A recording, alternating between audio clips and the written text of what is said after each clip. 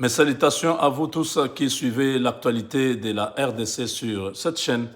C'est Le Congo est à nous. Nous sommes ici pour vous parler de l'évolution de la situation politique dans notre pays. Aujourd'hui, chers amis, à Kinshasa, l'ancien administrateur des services de renseignement civil, M.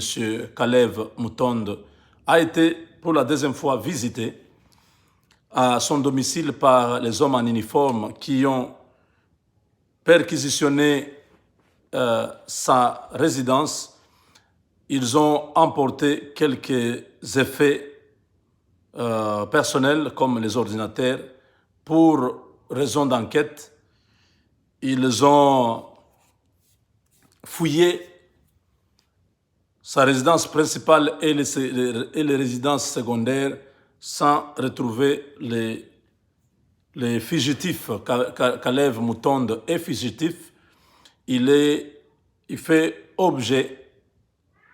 l'objet d'un mandat d'arrêt, d'un mandat de prise de corps. Partout où on va retrouver le monsieur, on va l'amener manu militari. Il ne pourra pas avoir raison de se soustraire de la justice parce que 2 fois, il a reçu l'invitation, il ne s'est jamais présenté. Il a envoyé toujours ses avocats qui venaient raconter ce qu'il voulait. Pourquoi? Parce que, vous savez, la justice, c'est une matière très complexe. Ils ont soulevé des exceptions, ils ont cherché à épargner leurs clients, mais c'était malheureusement impossible. La justice continue à avoir besoin de ces messieurs. Il a géré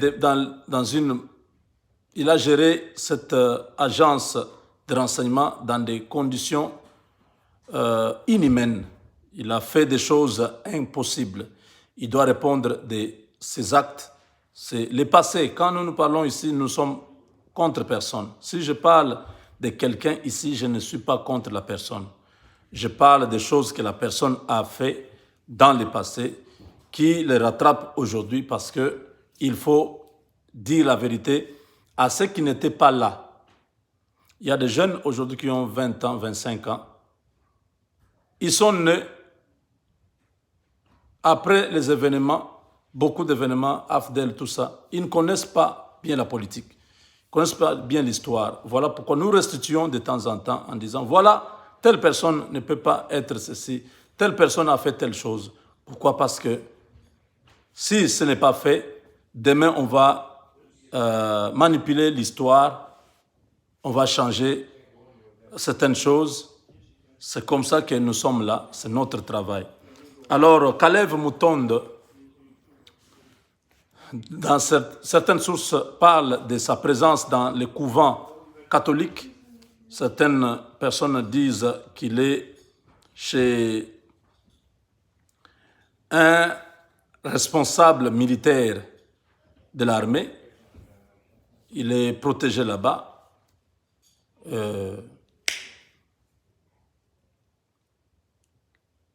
Il y a eu un message de la part de sa famille. Ils se sont plaints. Ils ont dit que, avec ce que nous voyons ici, les hommes en uniforme risquent de venir enterrer les armes pour dire que papa avait les armes de guerre à la maison. C'est un faux fuyant, c'est une fuite en avance. C'est une diversion que Kalev est en train de faire. Il sait que ce sont les méthodes qu'ils ont utilisées hier. Voilà pourquoi, à l'esprit, cela lui est revenu en disant, ah, comme ces gens viennent la nuit, ils risquent de venir laisser les armes dans la parcelle et le lendemain venir dire, voilà, il y avait des armes enterrées ici. C'est ce que les Khmer et les Kalev faisaient. Quand ils voulaient se débarrasser d'un opposant, ils créaient une histoire de ce genre-là. Soit il a violé une mineure, soit il avait les armes à la maison. Hein? On fabrique un truc du genre, tu ne vas pas t'en sortir, il faut que tu sois condamné. Les Franck Diongo en ont payé le prix. Les John Mindongala ont souffert de ça. Donc aujourd'hui, Kalev a peur de ses propres méthodes. Kalev sait qu'avec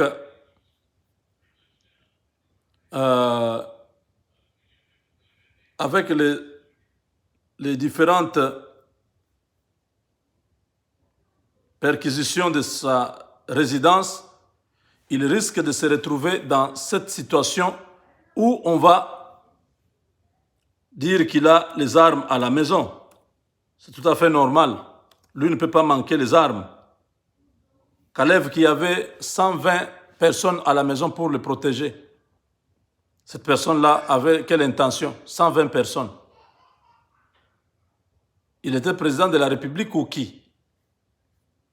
Quand on lui a arraché tous ces policiers, il a dit, laissez-moi même 10, moi-même je vais commencer à les payer avec ma propre poche.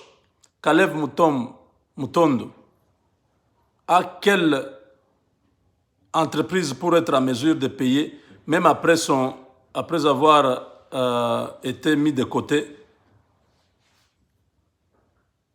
continuera à avoir l'argent pour payer 10 policiers commis à sa garde. Ça veut dire que ces gens-là, c'était des gens qui avaient pillé le pays, comme vous n'avez pas idée, qui se croyaient être intouchables. Aujourd'hui, les voilà en cavale. La maison qu'il a construite, il ne peut plus dormir dedans. La malédiction que nous avons lancée contre eux tous est en train de travailler. Kabila, on ne sait pas s'il est toujours au Katanga, on ne sait pas où est-ce qu'il est, complètement effacé. C'est vous dire que ces gens pressentent déjà la fin devant des tribunaux qui risquent de leur coûter très, très, très cher. Voilà. Et le gouverneur du Tanganyika était convoqué à Kinshasa. Il est arrivé, Zoé Kabila, qui entretient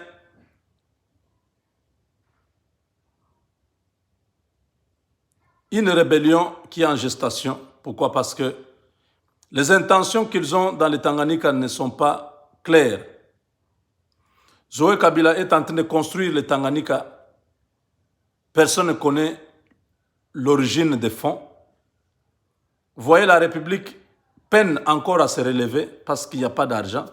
On ne sait pas faire même 1 kilomètre de route, tout ça. Il n'y a pas d'argent. Mais Zoé Kabila, en moins de 2 ans, il réalise beaucoup d'ouvrages dans le Tanganyika. Les gens tombent facilement dans le fanatisme. Ah, il a bien travaillé, il est plus que tous les autres gouverneurs.